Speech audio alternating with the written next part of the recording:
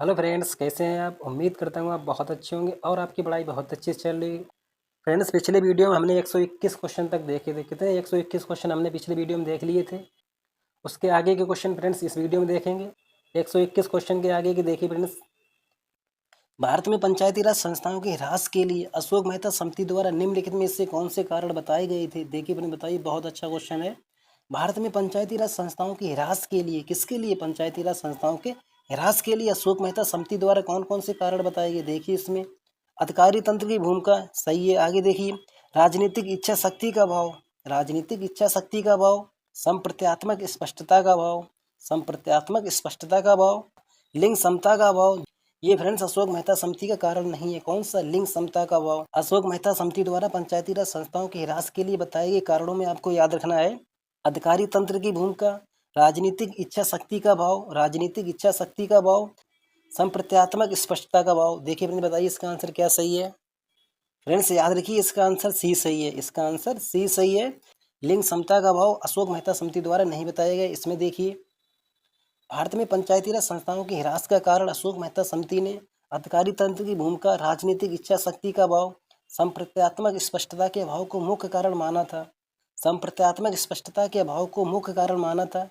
दिसंबर 1977 में, कब? दिसंबर 1977 में जनता पार्टी की सरकार ने, किस पार्टी की सरकार ने? जनता पार्टी की सरकार ने अशोक मेहता की अध्यक्षता में पंचायती राज संस्थाओं पर एक समिति का गठन किया। एक समिति का गठन किया। कब किया? दिसंबर 1977 में, जिसने 1978 में अपनी रिपोर्ट सौंपी। इसने रिपोर्ट अपनी कब सौंपी? 1978 में। देश में पतनोन्मुख पंचायती राज पद्धति को मजबूत करने हेतु 132 सिफारिशें की। कितनी सिफारिशें की? 132 सिफारिशें की। आपको फ्रेंड्स याद रखना कि अशोक मेहता समिति का गठन जनता पार्टी सरकार ने, किसने? जनता पार्टी सरकार ने दिसंबर 1977 में अशोक मेहता की अध्यक्षता में किया था। इसने अपनी रिपोर्ट कब सौंपी? इसने अपनी रिपोर्ट कब सौंपी? 1978 में। कब आई थी? 1978 में। कितनी सिफारिशों के साथ आई थी? 132 सिफारिशों के साथ। नेक्स्ट क्वेश्चन देखिएगा। अशोक मेहता समिति ने पंचायती राज के लिए किस प्रतिमान की संस्तुति की थी? अशोक मेहता समिति ने पंचायती राज के लिए किस प्रतिमान की संस्तुति की? देखिए फ्रेंड्स, बताइए, अशोक मेहता समिति ने पंचायती राज के लिए किस प्रतिमान की संस्तुति की? तो फ्रेंड्स याद रखिए, द्विस्तरीय। कौन सी प्रतिमान की संस्तुति की? द्विस्तरीय। इसका आंसर बी सही है। इसका आंसर भी सही है। 1977 में मोरारजी देसाई सरकार ने 1977 में मोरारजी देसाई सरकार ने अशोक मेहता की अध्यक्षता में एक समिति का गठन किया। कब किया? दिसंबर 1977 में। इस समिति ने अपनी रिपोर्ट 1978 में प्रस्तुत की। इस समिति ने अपनी रिपोर्ट 1978 में प्रस्तुत की। त्रिस्तरीय पंचायती राज पद्धति को द्विस्तरीय पद्धति में बदलना चाहिए। राज्य स्तर के नीचे लोक निरीक्षण में विकेंद्रीकरण के लिए जिला ही प्रथम बिंदु होना चाहिए। ठीक है फ्रेंड्स, याद रखिएगा, राज्य स्तर के नीचे लोक निरीक्षण में विकेंद्रीकरण के लिए जिला ही प्रथम बिंदु होना चाहिए।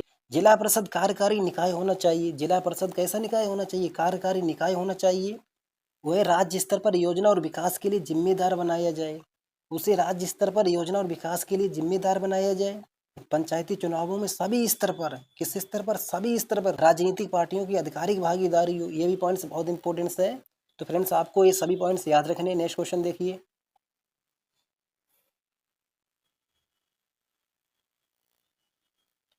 भारत में मंडल पंचायत की संस्तुति की गई थी। देखिए फ्रेंड्स, बताइए, भारत में मंडल पंचायत की संस्तुति की गई थी। अभी आपने देखा अशोक मेहता समिति द्वारा। किस द्वारा? अशोक मेहता समिति द्वारा। इसका आंसर ए सही है। इसका आंसर ए सही है।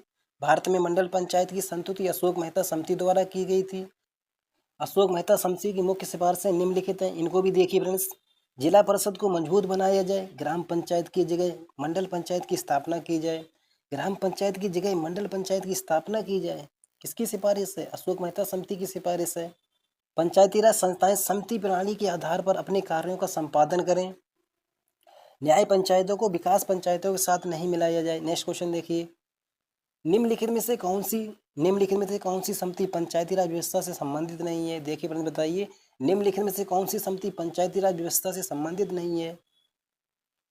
दिनेश गोस्वामी समिति। दिनेश गोस्वामी समिति, इसका आंसर ए सही है। दिनेश गोस्वामी समिति। एल.एन. सिंघवी समिति आपको मालूम होगा 1986 में आई थी। सादिक अली समिति 1964 में और अशोक मेहता समिति 1977 में। इसमें देखिए, दिनेश गोस्वामी समिति गठन चुनाव सुधार के लिए 1990 में हुआ था। किसके लिए? चुनाव सुधार के लिए 1990 में हुआ था, यानी कि चुनाव सुधार से संबंधित है। जबकि अन्य समितियां पंचायती राज से संबंधित हैं, जिसमें आपको मालूम होगा बलवंत राय मेहता समिति 1957, अशोक मेहता समिति 1977, जीवी के राव समिति 1985, एल.एम. सिंघवी समिति 1986, पी.के. थुंगन समिति 1988। पी.के. थुंगन समिति का पॉइंट्स याद रखिए कि इन्होंने संघ सूची में पंचायतों को शामिल करने की बात की थी। सादिक अली समिति 1964, राजस्थान। नेक्स्ट क्वेश्चन देखिए, पंचायती राज की निम्न समितियों पर विचार कीजिए। पंचायती राज की निम्न समितियों पर विचार कीजिए तथा इन्हें काल क्रमानुसार व्यवस्थित करें। मैंने सबसे पहले किस समिति का गठन किया गया था? बलवंत राय मेहता समिति। किसका? बलवंत राय मेहता समिति, यानी कि 1957। सबसे पहले फ्रेंड्स आपको मालूम है बलवंत राय मेहता समिति, यानी कि यहाँ से आंसर देखिए। बलवंत राय मेहता समिति के बाद अशोक मेहता समिति कौन सी आई थी? अशोक मेहता समिति, यानी कि 3 के बाद 1 आएगा। 3 के बाद 1 आएगा। देखिए फ्रेंड्स इसमें 3 के बाद 1 किसमें? इसमें, यानी कि बी में है। इसका आंसर बी सही है। बलवंत राय मेहता समिति के बाद अशोक मेहता समिति, अशोक मेहता समिति के बाद जीवी के राव समिति, अशोक मेहता समिति के बाद जीवी के राव समिति, और जीवी के राव समिति के बाद एल.एम. सिंघवी समिति 1986 में, एल.एम. सिंघवी समिति 1986 में। इसमें देखिए बलवंत राय मेहता समिति 1957, अशोक मेहता समिति 1970, जीवी के राव समिति 1985, एल.एम. सिंघवी समिति 1986, पी.के. थुंगन समिति 1988, सादिक अली समिति 1964। इन फ्रेंड समितियों को आपको याद रखना है। नेक्स्ट क्वेश्चन देखिए, निम्नलिखित में से कौन सी एल.एम. सिंघवी समिति की सिफारिशें हैं? देखिए फ्रेंड बताइए एल.एम. सिंघवी समिति की कौन कौन सी सिफारिशें हैं जो 1986 में आई थी? देखिए इसमें गांवों के एक समूह के लिए न्याय पंचायतें बनाई जानी चाहिए। गांवों के एक समूह के लिए न्याय पंचायतें बनाई जानी चाहिए।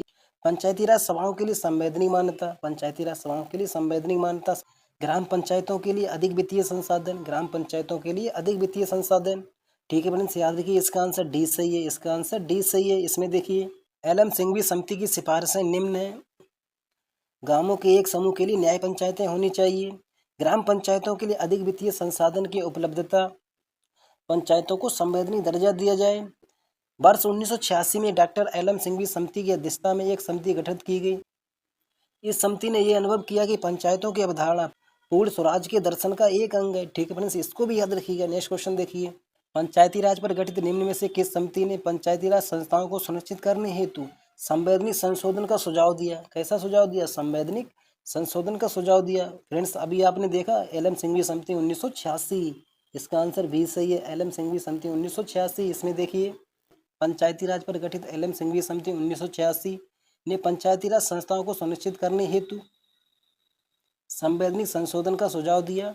इसे 1986 में राजीव गांधी सरकार द्वारा नियुक्त किया गया था। इसको भी याद रखिएगा, इसे 1986 में राजीव गांधी सरकार द्वारा नियुक्त किया गया था। नेक्स्ट क्वेश्चन देखिए, पंचायती राज व्यवस्था से निम्न में से कौन सी समिति संबद्ध नहीं है? देखिए इसमें बताइए फ्रेंड्स, पंचायती राज व्यवस्था से कौन सी समिति संबंधित नहीं है? देखिए इसमें अशोक मेहता समिति 1977, जीवी के राव समिति 1985, बी.आर. मेहता समिति 1957, संतानम समिति। इसका आंसर सी सही है, संतानम समिति। ये किससे संबंधित है? भ्रष्टाचार से। संतानम समिति किससे संबंधित है? भ्रष्टाचार से। इसमें देखिए संतानम समिति भ्रष्टाचार विरोधी समिति थी, जबकि अन्य 3 समितियां ये पंचायती राज व्यवस्था से संबंधित हैं, जिसमें बलवंत राय मेहता समिति, अशोक मेहता समिति, जीवी के राव समिति। नेक्स्ट क्वेश्चन देखिए फ्रेंड्स, निम्नलिखित में से किस कमेटी आयोग ने न्याय पंचायत बनाने की सिफारिश की? देखिए फ्रेंड्स बताइए, अच्छा क्वेश्चन है। निम्नलिखित में से किस कमेटी आयोग ने न्याय पंचायत बनाने की सिफारिश की? न्याय पंचायत बनाने की सिफारिश की। तो फ्रेंड्स याद रखिए अशोक मेहता समिति ने। किसने? अशोक मेहता समिति ने। अशोक मेहता समिति ने न्याय पंचायतों के निर्माण के लिए सिफारिश की। इस समिति ने सुझाव दिया कि पंचायती राज की त्रिस्तरीय व्यवस्था को द्विस्तरीय व्यवस्था से प्रतिस्थापित किया जाना चाहिए। नेक्स्ट क्वेश्चन देखिए, बलवंत राय मेहता समिति की प्रजातांत्रिक विकेंद्रीकरण की सिफारिश के अनुसार जिला ब्लॉक एवं ग्राम स्तरों पर, जिला ब्लॉक एवं ग्राम स्तरों पर त्रिस्तरीय प्रजातांत्रिक पंचायती राज का गठन होना था। केवल जिला एवं मंडल स्तर पर द्विस्तरीय पंचायती राज संस्थाओं का गठन होना था। बिल्कुल नहीं फ्रेंड्स, ये फ्रेंड्स अशोक मेहता समिति की सिफारिश है। किसकी सिफारिश है? अशोक मेहता समिति की सिफारिश है। इसका आंसर ये सही है, जिला ब्लॉक एवं ग्राम स्तरों पर त्रिस्तरीय प्रजातांत्रिक पंचायती राज का गठन होना था। इसमें देखिए जनवरी 1957 में, कब? जनवरी 1957 में, इसको आपको याद रखना है। जनवरी 1957 में गठित बलवंत राय मेहता समिति की सिफारिश पर पंचायती राज को लागू किया गया। समिति ने नवंबर 1957 में अपनी रिपोर्ट सौंपी। समिति ने नवंबर 1957 में अपनी रिपोर्ट सौंपी। प्रजातांत्रिक विकेंद्रीकरण योजना की सिफारिश की, जो अंतिम रूप से पंचायती राज के नाम से जाना गया। आपको यहाँ से क्या याद रखना? आपको ये याद रखना कि इसका गठन कब हुआ था? जनवरी 1957 में। रिपोर्ट कब आई थी? नवंबर 1957 में। गठन हुआ जनवरी 1957 में, रिपोर्ट आई नवंबर 1957 में। नेक्स्ट क्वेश्चन देखिए, किस समिति ने अनुसूचित जाति, जनजाति व महिलाओं तथा पिछड़े वर्गों को उचित प्रतिनिधित्व देने की बात कही थी? देखिए बताइए किस समिति ने? तो फ्रेंड्स याद रखिए जीवीके राव समती ने, अच्छा क्वेश्चन है, जीवीके राव समती ने किसने कही थी? जीवीके राव समती ने, इसको अच्छे से याद रखिएगा। जीवीके राव समती ने अनुसूचित जाति, अनुसूचित जनजाति व महिलाओं तथा पिछड़े वर्गों को उचित प्रतिनिधित्व देने की बात कही थी। इस समिति का उद्देश्य ग्रामीण विकास एवं निर्धनता उन्मूलन कार्यक्रमों से संबंधित प्रशासनिक ढांचे की समीक्षा करना था। इसके उद्देश्य में क्या था? ग्रामीण विकास एवं निर्धनता उन्मूलन कार्यक्रमों से संबंधित प्रशासनिक ढांचे की समीक्षा करना था। ठीक है फ्रेंड्स, याद रखिएगा जीवीके राव समिति ने अनुसूचित जाति व जनजाति व महिलाओं तथा पिछड़े वर्गों को उचित प्रतिनिधित्व देने की बात कही थी। नेक्स्ट क्वेश्चन देखिए, उत्तर प्रदेश में पहली बार पंचायती राज अधिनियम कब लागू हुआ? इसमें देखिए फ्रेंड, बताइए उत्तर प्रदेश में पहली बार पंचायती राज अधिनियम कब लागू हुआ? 5 जून 1947 को। कब लागू हुआ? 5 जून 1947 को। इसका आंसर ए सही है। उत्तर प्रदेश में पहली बार पंचायती राज अधिनियम 5 जून 1947 को लागू किया गया। 7 दिसंबर 1947 को डोमिनियन भारत के गवर्नर जनरल से अनुमोदन प्राप्त हुआ, जिसका उद्देश्य स्वायत्त स्थानीय सरकार की स्थापना और विकास करना था। ठीक है फ्रेंड्स, याद रखिएगा पहली बार उत्तर प्रदेश में पंचायती राज अधिनियम कब लागू हुआ? 5 जून 1947 को। नेक्स्ट क्वेश्चन देखिए, आपको देखना है और बताना है उत्तर प्रदेश अधिनियम 1947 की मुख्य विशेषता क्या थी? देखिए इसमें ग्राम सभा की स्थापना करना, क्या करना है? ग्राम सभा की स्थापना करना, सही है। ग्राम पंचायत की स्थापना करना, पंचायत अवधि, अनुसूचित जातियों को 15% आरक्षण, नहीं फ्रेंड्स। महिलाओं को 10% आरक्षण, ये भी नहीं। फ्रेंड्स याद रखिए इसका आंसर सी सही है। उत्तर प्रदेश पंचायती राज अधिनियम 1947 की मुख्य विशेषताओं में ग्राम सभा की स्थापना करना, ग्राम पंचायत की स्थापना करना, पंचायत अवधि प्रधान कार्यालय की स्थापना, महिलाओं के लिए 33% आरक्षण की बात कही गई, ना कि 10%। ठीक है फ्रेंड्स, याद रखिएगा महिलाओं के लिए 33% आरक्षण की बात कही गई। नेक्स्ट क्वेश्चन देखिए फ्रेंड्स, बलवंत राय मेहता समिति किससे संबंधित है? देखिए फ्रेंड्स बताइए बलवंत राय मेहता समिति किससे संबंधित है? तो आपको फ्रेंड्स बहुत अच्छे से मालूम होगा, पंचायती राज व्यवस्था से। किससे? पंचायती राज व्यवस्था से। इसका आंसर बी सही है। बलवंत राय मेहता समिति पंचायती राज व्यवस्था से संबंधित है।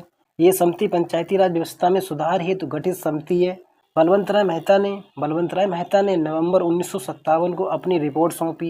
इनकी रिपोर्ट कब आई थी? नवंबर 1957 को। लोकतांत्रिक विकेंद्रीकरण योजना की सिफारिश की, जो कि अंतिम रूप से पंचायती राज के रूप में जाना गया। ठीक है फ्रेंड्स, याद रखिएगा। नेक्स्ट क्वेश्चन देखिए फ्रेंड्स बताइए उत्तर प्रदेश पंचायती राज अधिनियम 1961 विधानसभा द्वारा कब स्वीकार कर लिया गया? फ्रेंड्स याद रखिए 19 मई 1961 को विधानसभा द्वारा कब स्वीकार किया गया? 19 मई 1961 को। इसमें देखिए उत्तर प्रदेश पंचायती राज अधिनियम 1961 14 सितंबर 1960 को तथा उत्तर प्रदेश विधान परिषद द्वारा संशोधन सहित 1 मई 2061 को पारित हुआ। ये पारित कब हुआ? 1 मई 1961 को। इसको भी याद रखिए, ये पारित कब हुआ? 1 मई 1961 को। विधानसभा द्वारा कब स्वीकार किया गया? 19 मई 1961 को। इससे भारत के संविधान के अनुच्छेद 201 के अधीन राष्ट्रपति की स्वीकृति 29 नवंबर 1961 को प्राप्त हुई। कब प्राप्त हुई? 29 नवंबर 1961 को प्राप्त हुई। इसको भी याद रखिएगा। इसे राष्ट्रपति से स्वीकृति कब प्राप्त हुई? 29 नवंबर 1961 को।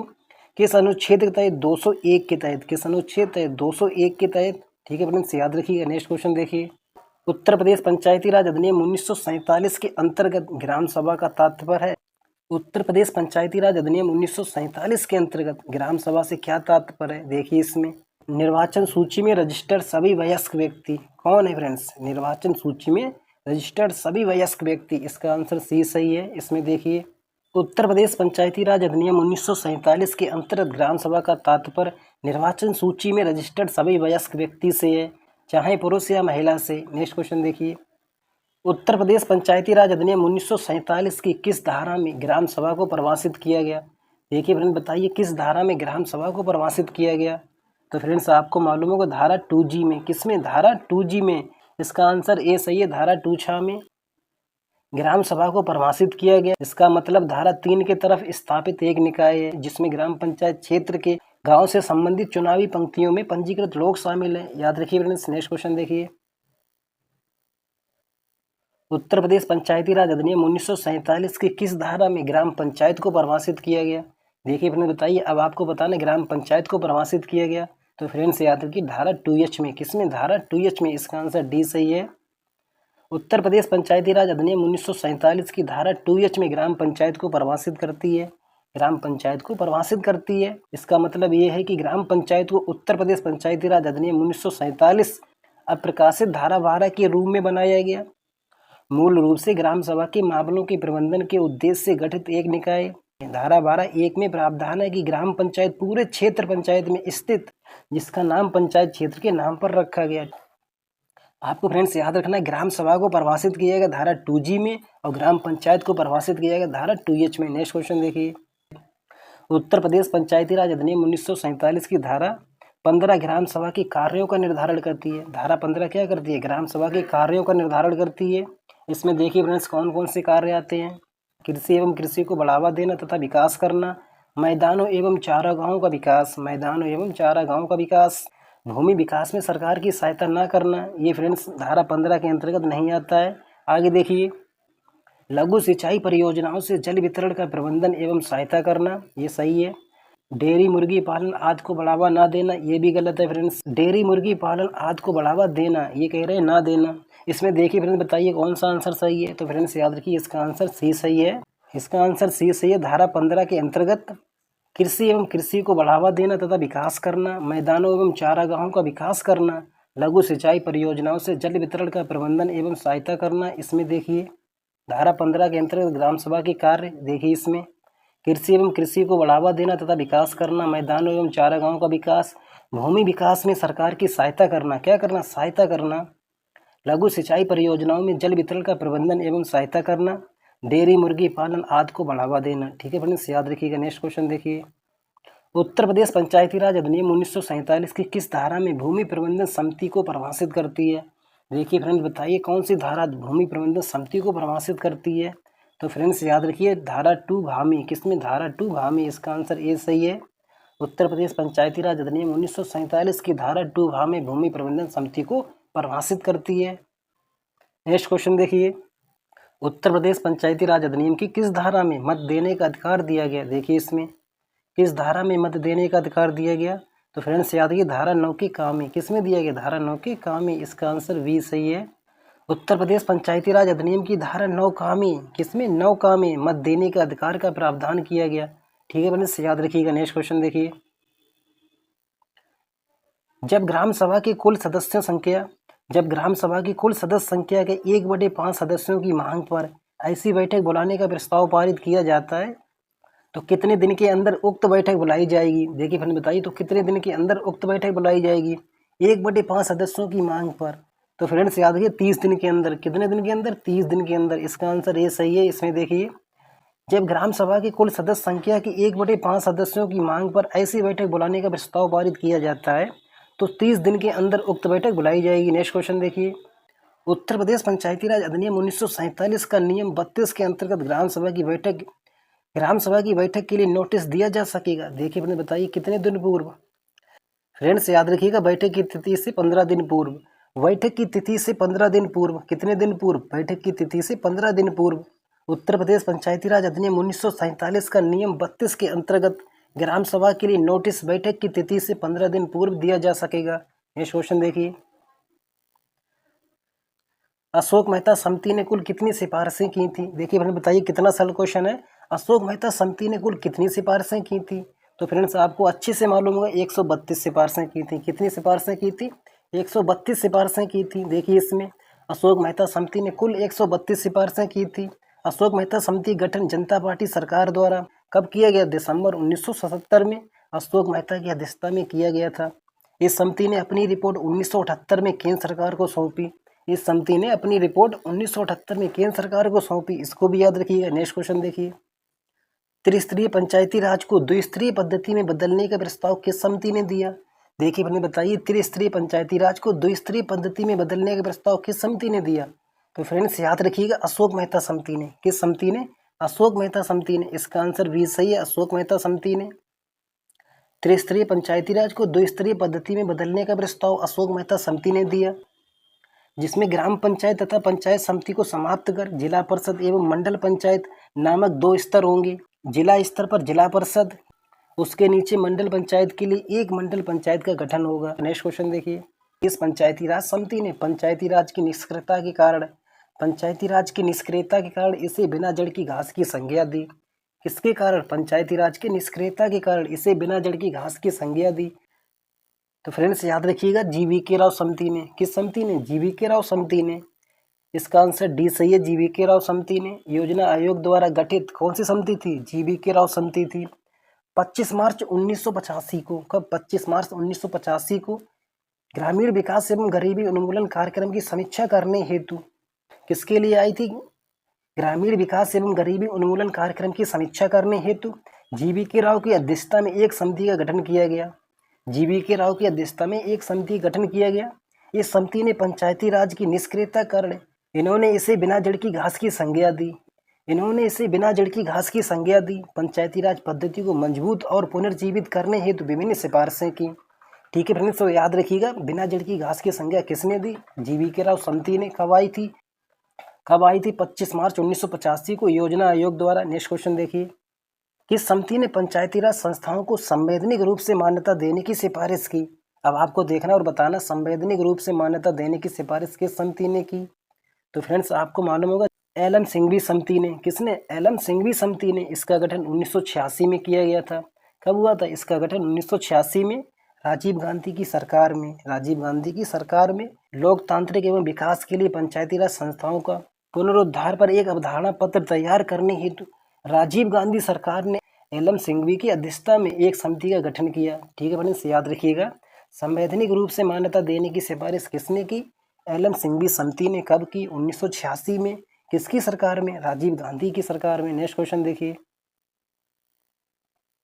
एल.एम. सिंघवी समिति गठन कब किया गया? तो फ्रेंड्स अब आपको अच्छे से मालूम, 1986 में, राजीव गांधी की सरकार में। इसको भी याद रखिएगा। नेक्स्ट क्वेश्चन देखिए, 150 नंबर देखिए फ्रेंड्स, एल.एम. सिंघवी समिति के पश्चात किस समिति ने? एल.एम. सिंघवी समिति के पश्चात किस समिति ने पंचायतों को संवैधानिक दर्जा देने की बात कही? तो फ्रेंड्स आपको मालूम है, एल.एम. सिंघवी समिति 1986 में आई थी। उसके बाद फ्रेंड्स आई थी 1988 में पी.के. थोंगन समिति। एल.एम. सिंघवी समिति के पश्चात पी.के. थोंगन समिति ने पंचायतों को संवैधानिक दर्जा देने की बात अपनी सिफारिश में कही। इस समिति गठन 1988 में पंचायती राज व्यवस्था को मजबूत करने के लिए सुझाव देना था। क्या करना था? पंचायती राज व्यवस्था को मजबूत करने के लिए सुझाव देना था। ठीक है फ्रेंड्स, नेक्स्ट क्वेश्चन देखिए। देखिए ये अच्छा क्वेश्चन है, किस समिति की सिफारिश थी कि जिला परिषद का अध्यक्ष जिलाधिकारी होना चाहिए? देखिए इसमें, तो फ्रेंड्स याद रखिएगा, बी.आर. मेहता समिति। किसने? बी.आर. मेहता समिति का सुझाव था। बलवंत राय मेहता समिति ने सिफारिश किया था कि जिला परिषद का अध्यक्ष जिलाधिकारी होना चाहिए। जिला परिषद का अध्यक्ष जिलाधिकारी होना चाहिए। इस समिति का गठन 1957 में किया गया था। कब किया गया? जनवरी 1957 में। इसको भी याद रखिएगा, जनवरी 1957 में इसका गठन किया गया था और रिपोर्ट आई थी नवंबर 1957 को। रिपोर्ट कब आई थी? नवंबर 1957 को।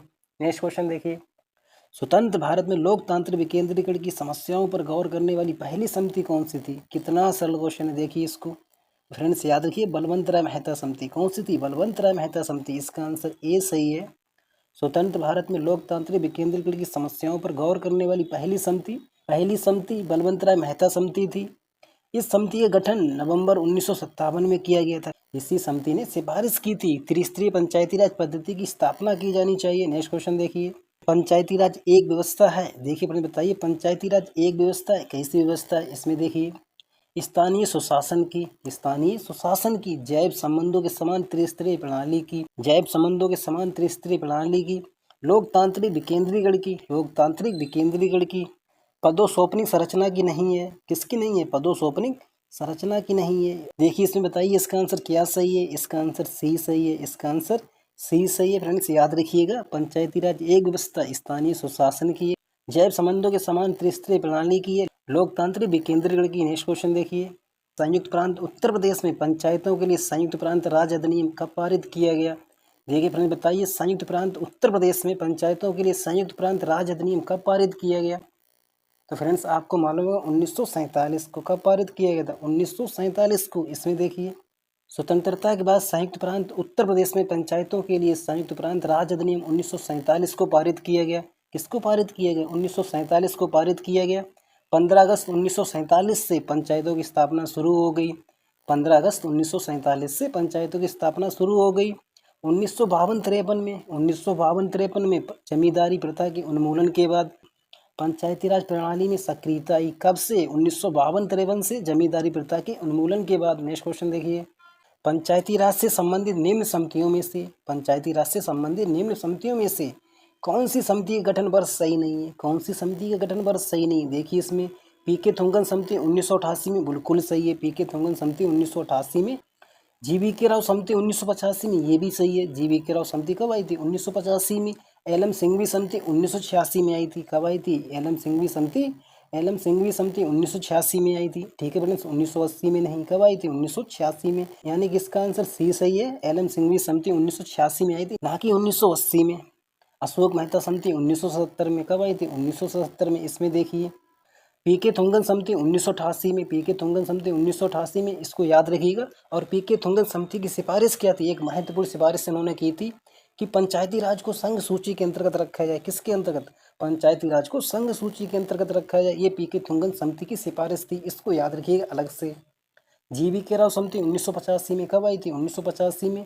एलएम सिंघवी समिति 1986 में। अशोक मेहता समिति 1977 में। बलवंतराय मेहता समिति 1957 में। बलवंतराय मेहता समिति 1957 में। नेक्स्ट क्वेश्चन देखिए, निम्नलिखित में से कौन 11वीं अनुसूची का विषय है? कृषि एवं कृषि का विस्तार, लघु सिंचाई जल प्रबंधन और जल क्षेत्र का विकास, लघु सिंचाई जल प्रबंधन और जल क्षेत्र का विकास। आगे देखिए, ग्रामीण आवास, कौन सा आवास? ग्रामीण आवास, शिक्षा प्राथमिक और माध्यमिक विद्यालय सहित शिक्षा, शिक्षा प्राथमिक और माध्यमिक विद्यालय सहित शिक्षा। नगरीय योजना, जिनके अंतर्गत शहरी योजना भी है। 11वीं अनुसूची के अंतर्गत विषय देखना है। किसके अंतर्गत? 11वीं अनुसूची के अंतर्गत। नगरीय योजना किसके अंतर्गत है? नगरीय योजना है 12वीं अनुसूची के अंतर्गत। आर्थिक एवं सामाजिक विकास की योजना, ये भी 12वीं अनुसूची का विषय है। किसका है? ये भी 12वीं अनुसूची का विषय है। ठीक है फ्रेंड्स, याद रखिएगा, ये भी 12वीं अनुसूची का विषय है। देखिए फ्रेंड्स, बताइए इसका आंसर क्या सही है? इसका आंसर ए सही है। इसका आंसर ए सही है। इसमें देखिए 11वीं अनुसूची के विषय निम्न है: कृषि एवं कृषि विस्तार, लघु सिंचाई जल प्रबंधन और जल क्षेत्र का विस्तार, लघु सिंचाई जल प्रबंधन और जल क्षेत्र का विस्तार, ग्रामीण विकास, शिक्षा प्राथमिक और माध्यमिक विद्यालय सहित, प्राथमिक और माध्यमिक विद्यालय सहित। ठीक है फ्रेंड्स, याद रखिएगा, ये 11वीं अनुसूची के विषय है। नगरीय योजना, जिनके अंतर्गत शहरी योजना शामिल है, एवं आर्थिक व सामाजिक विकास की योजना, ये किसके विषय हैं? ये 11वीं नहीं 12वीं अनुसूची के विषय हैं। ये 12वीं अनुसूची के विषय हैं। किसके विषय हैं? 12वीं अनुसूची के विषय। नेक्स्ट क्वेश्चन देखिए, देखिए फ्रेंड, बताइए ग्राम सभा स्थापित करने और ग्राम पंचायत का संचालन करने में उत्पन्न कठिनाइयों को दूर करने में कौन सक्षम है? देखिए इसमें तो फ्रेंड्स याद रखिए, राज्य सरकार है। कौन है सक्षम? राज्य सरकार। इसका आंसर भी सही है, राज्य सरकार। ग्राम सभा स्थापित करने और ग्राम पंचायत का संचालन करने में उत्पन्न कठिनाइयों को दूर करने में राज्य सरकार सक्षम है। ठीक है फ्रेंड्स, याद रखिएगा, राज्य सरकार सक्षम है। नेक्स्ट क्वेश्चन देखिए, देखिए फ्रेंड्स, बताइए ग्राम सभा की गणपूर्ति के लिए कितने सदस्यों का न्यूनतम होना आवश्यक है? तो फ्रेंड्स आपको मालूम होगा 1/5। कितना? 1/5। इसका आंसर डी सही है, 1/5। ग्राम सभा की बैठक की गणपूर्ति के लिए 1/5 सदस्यों का न्यूनतम होना आवश्यक है। कम से कम 1/5 सदस्य होने चाहिए। नेक्स्ट क्वेश्चन देखिए,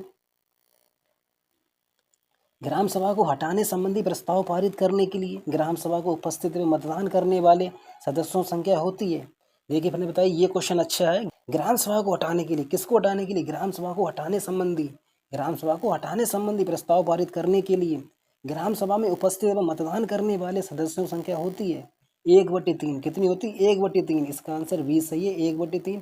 ग्राम सभा को हटाने संबंधी प्रस्ताव पारित करने के लिए ग्राम सभा के उपस्थित एवं मतदान करने वाले सदस्यों की संख्या 1/3 होनी चाहिए। कितनी होनी चाहिए? 1/3 होनी चाहिए। नेक्स्ट क्वेश्चन देखिए,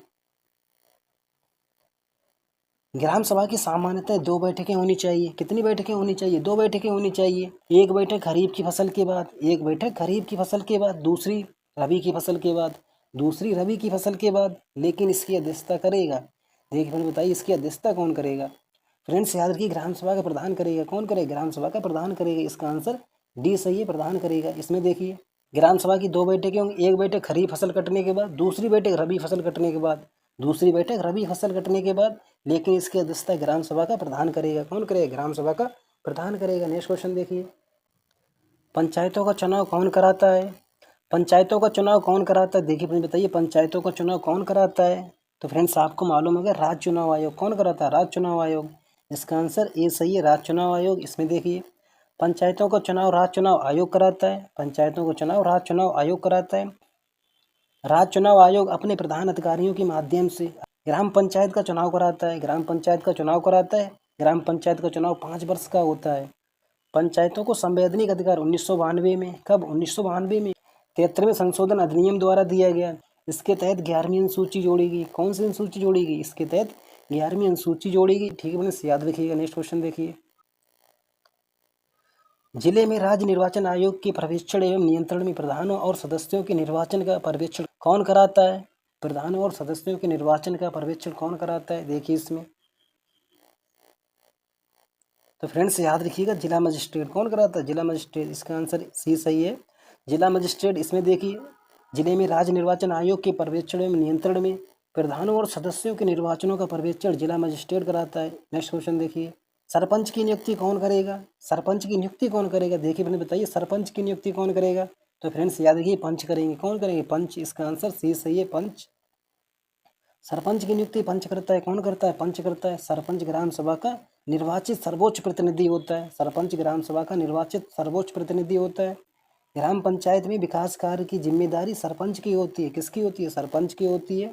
पंच का अर्थ पंचायत के 5 सदस्य। सरपंच पंच का मुखिया होता है। सरपंच पंच का मुखिया होता है। नेक्स्ट क्वेश्चन देखिए, पंच सहायक सरपंच तथा सरपंच अपना त्याग पत्र किसे देंगे? देखिए मैंने बताइए, पंच सहायक सरपंच, सरपंच अपना त्याग पत्र किसे देंगे? तो फ्रेंड्स याद रखिएगा, नियत प्राधिकारी को। किसे देंगे? नियत प्राधिकारी को। इसका आंसर ए सही है। पंच सहायक सरपंच तथा सरपंच अपना त्याग पत्र अपने नियत प्राधिकारी को सौंपेंगे। अपने नियत प्राधिकारी को सौंपेंगे। पंचायत की अध्यक्षता गांव के अध्यक्ष द्वारा की जाती है, जिसे सरपंच कहा जाता है। क्या कहा जाता है? जिसे सरपंच कहा जाता है। सरपंच, उप सरपंच और पंचायत का कोई भी सदस्य लिखित में नोटिस देकर अपने पद से इस्तीफा दे सकता है। ठीक है मैंने याद रखिएगा, नियत प्राधिकारी को देंगे। किसको देंगे? नियत प्राधिकारी को। नेक्स्ट क्वेश्चन देखिए, उत्तर प्रदेश पंचायती राज अधिनियम 1947 के अंतर्गत महिलाओं के लिए कितना आरक्षण का प्रावधान है? कितने आरक्षण का प्रावधान है? देखिए अपन बताइए। तो फ्रेंड्स आपको मालूम है 1/3। कितना? 1/3। इसका आंसर ये सही है, 1/3। इसमें देखिए, उत्तर प्रदेश पंचायती राज अधिनियम 1947 के अंतर्गत महिलाओं के लिए 1/3 आरक्षण का प्रावधान है। महिलाओं के लिए 1/3 आरक्षण का प्रावधान है। धारा 11(1)(4) में, धारा 11(1)(4) में, धारा 11(1)(4) में प्रावधान है कि उपधारा 3 के तहत प्रधान के आरक्षित पदों की संख्या सहित प्रधानों के कार्यकालों की संख्या का 1/3 से कम नहीं, जैसा कि मामला हो महिलाओं के लिए आरक्षित होगा। जैसा कि मामला हो महिलाओं के लिए आरक्षित होगा। आरक्षण का प्रावधान किस धारा में किया गया? धारा 11(1)(4) में। इसको याद रखिएगा, धारा 11(1)(4) में।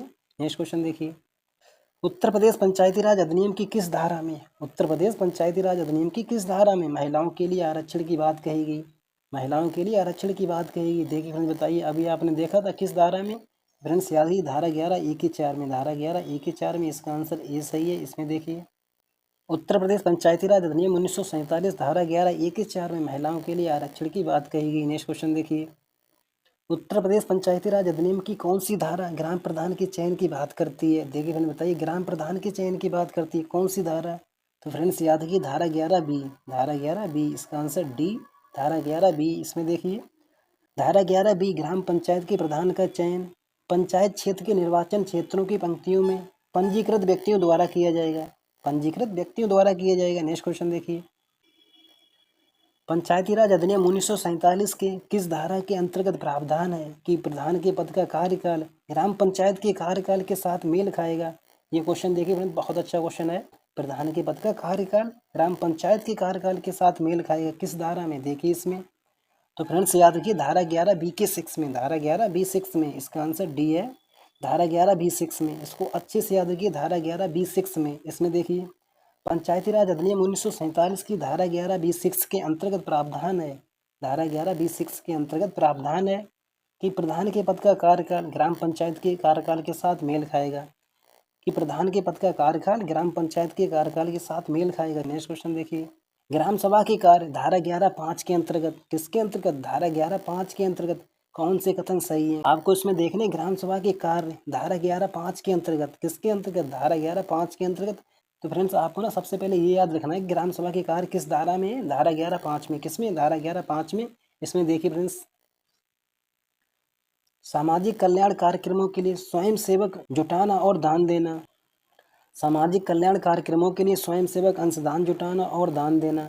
समुदाय आधारित विकास कार्यक्रमों के कार्यान्वयन के लाभार्थी की पहचान करना, कार्यान्वयन के लाभार्थी की पहचान करना। गांव के विकास कार्यक्रमों के कार्यान्वयन में सहायता प्रदान करना, गांव के विकास कार्यक्रमों के कार्यान्वयन में सहायता प्रदान करना। ग्राम पंचायत की स्थापना करना, ये धारा 2H में है। किसमें? धारा 2H में है। धारा 11(5) के अंतर्गत नहीं है। धारा 11(5) के अंतर्गत नहीं है। मैदानों एवं चारागाहों का विकास, ये भी नहीं फ्रेंड्स। देखिए फ्रेंड्स, बताइए इसका आंसर क्या सही है। तो फ्रेंड्स याद रखिए, इसका आंसर ए सही है। बहुत अच्छा क्वेश्चन है, इसका आंसर ए सही है। धारा 11(5) के अंतर्गत ग्राम सभा के कार्य, धारा 11(5) के अंतर्गत ग्राम सभा के कार्य आपको याद रखने हैं। सामाजिक कल्याण कार्यक्रमों के लिए, सामाजिक कल्याण कार्यक्रमों के लिए स्वयं सेवक जुटाना और दान देना। सामुदायिक आधारित विकास कार्यक्रमों के कार्यान्वयन की लाभार्थी की पहचान करना।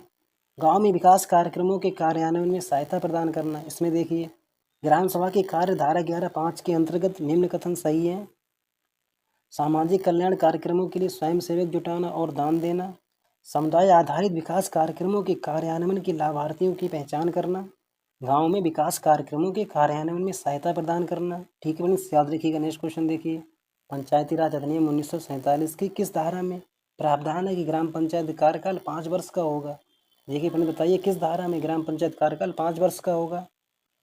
तो फ्रेंड्स याद रखिए, धारा 12(3) में। किसमें? धारा 12(3) में। इसका आंसर ए सही है। धारा 12(3) के अंतर्गत इसमें देखिए, पंचायती राज अधिनियम 1947 की धारा 12(3) में प्रावधान है कि ग्राम पंचायत कार्यकाल उसकी पहली बैठक की तारीख से 5 वर्ष तक होगा और धारा 95 1F के तहत निरस्त नहीं किया जाएगा। इसको फ्रेंड्स अच्छे से याद रखिए, धारा 95 1F के तहत निरस्त नहीं किया जाएगा। ग्राम पंचायत कार्यकाल 5 वर्ष का होगा, ये धारा 12(3) के अंतर्गत, ये धारा 12(3) के अंतर्गत, और इसको निरस्त नहीं किया जाएगा धारा 95 1F के अंतर्गत। नेक्स्ट क्वेश्चन देखिए, पंचायती राज अधिनियम 1947 की कौन सी धारा ग्राम पंचायतों को परिभाषित करती है। देखिए फ्रेंड्स, बताइए कितना सरल क्वेश्चन आ गया। ग्राम पंचायतों को परिभाषित करती है कौन सी धारा। तो फ्रेंड्स याद रखिए, धारा 2H। कौन सी करती है? धारा 2H। अगर आपसे ग्राम सभा पूछी जाए तो फ्रेंड्स बताइए धारा 2G। कौन सी? धारा 2G। और ग्राम पंचायतों को परिभाषित करती है धारा 2H। और ग्राम पंचायतों को परिभाषित करती है धारा 2H। कौन सी धारा? धारा 2H। पंचायती राज अधिनियम 1947 की धारा 2H ग्राम पंचायतों को परिभाषित करती है। नेक्स्ट क्वेश्चन देखिए, बलवंत राय मेहता समिति की सिफारिशों पर, बलवंत राय मेहता समिति की सिफारिशों पर भारत में पंचायती राज की शुरुआत जवाहरलाल नेहरू ने राजस्थान के नागौर जिले में कब की थी। देखिए इसमें, बलवंत राय मेहता समिति की सिफारिशों पर भारत में पंचायती राज की शुरुआत जवाहरलाल नेहरू ने राजस्थान के नागौर जिले में कब की थी। फ्रेंड्स आपको मालूम होगा 2 अक्टूबर 1959 को। कब की थी? 2 अक्टूबर 1959 को। इसका आंसर सी सही है। 2 अक्टूबर 1959 को बलवंत राय मेहता समिति की सिफारिशों पर भारत में पंचायती राज की शुरुआत राजस्थान राज्य के नागौर जिले में 2 अक्टूबर 1959 को की थी। बलवंत राय मेहता समिति का गठन 1957 को। कब हुआ था? 1957 को। नेक्स्ट क्वेश्चन देखिए, अशोक मेहता समिति ने पंचायती राज को अधिक प्रभावी बनाने के लिए किन 2 स्तरीय पंचायती राज का सुझाव दिया।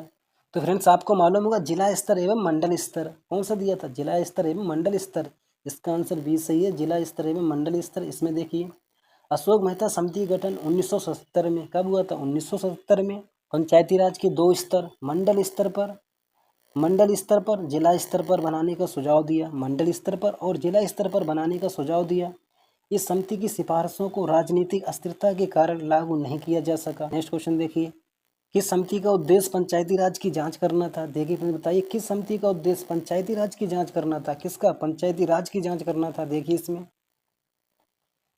तो फ्रेंड्स याद रखिए, एल.एम. सिंघवी समिति। कौन सी समिति? एल.एम. सिंघवी समिति। इसमें देखिए, एल.एम. सिंघवी समिति का उद्देश्य पंचायती राज की जांच करना था। क्या करना था? पंचायती राज की जांच करना था। इस समिति गठन राजीव गांधी सरकार ने 1986 में कब किया था? 1986 में। इस समिति ने सिफारिश की थी पंचायती राज संस्थाओं को संवैधानिक रूप से मान्यता दी जानी चाहिए। कैसे? संवैधानिक रूप से मान्यता दी जानी चाहिए। पंचायती राज संस्थाओं के चुनाव और अन्य मामलों से संबंधित विवादों के निपटारे के लिए प्रत्येक राज्य में न्यायिक न्यायाधिकरण स्थापित किए जाने चाहिए। नेक्स्ट क्वेश्चन देखिए, किस पंचायती राज समिति को पंचायती राज संस्था के वित्तीय मामलों के अध्ययन हेतु नियुक्त किया गया। देखिए फ्रेंड्स बताइए, ये भी अच्छा क्वेश्चन है।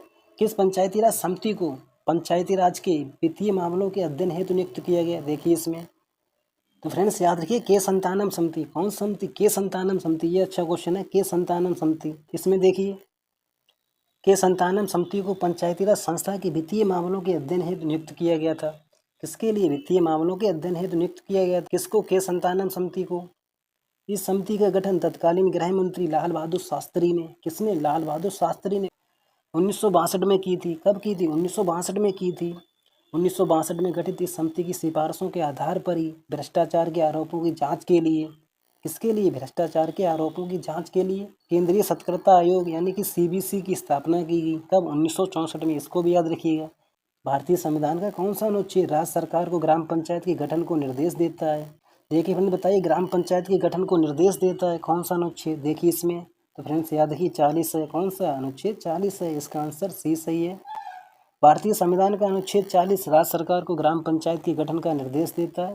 संविधान का 73वां संशोधन अधिनियम 1992 पंचायती राज संस्थाओं को संवैधानिक दर्जा प्रदान करता है। क्या करता है? संवैधानिक दर्जा प्रदान करता है। नेक्स्ट क्वेश्चन देखिए। ठीक है फ्रेंड्स, इन क्वेश्चनों को तैयार करिएगा। ये क्वेश्चन बहुत अच्छे क्वेश्चन है, ये परीक्षा में आपको निश्चित रूप से देखने मिलेंगे। इनको तैयार करिएगा, अच्छे से तैयार करिएगा। तो बताइए दोस्तों, आज का वीडियो आपको कैसा लगा? दोस्तों वीडियो को लाइक करिएगा, चैनल को सब्सक्राइब करिएगा। मिलते हैं इसी तरह से नेक्स्ट वीडियो में। जय हिंद, जय भारत।